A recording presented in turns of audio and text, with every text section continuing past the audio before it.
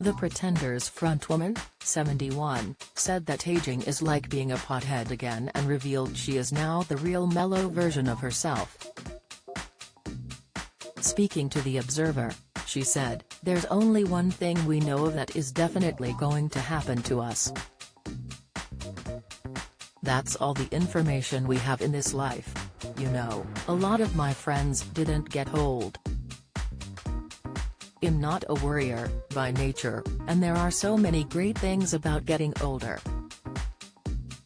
For example, I don't think there's very many things that I know now that I didn't know when I was 16, but there's a big difference between knowing something and realizing it. Realizing something takes 50 years. I'm more relaxed now, if you can believe it.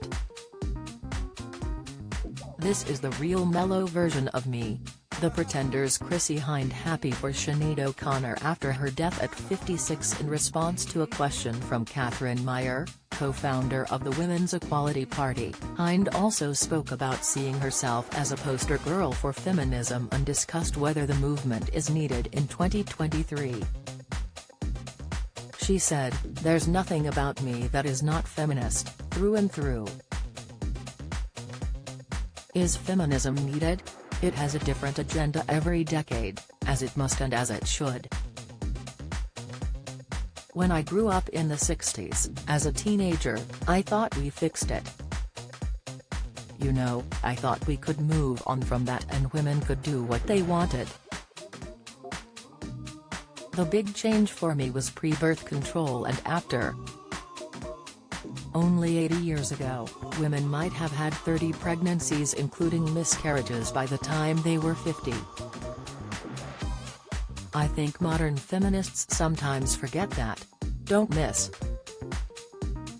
Chrissie Hynde's ageless appearance distracts Glastonbury fans. Celeb, Sinead O'Connor's family shares heartbreaking funeral plans. Celeb, royal blood bring the Brighton Rock. Review. Some of the problem since has been what people are watching on television, you know, Sex and the City, things like that.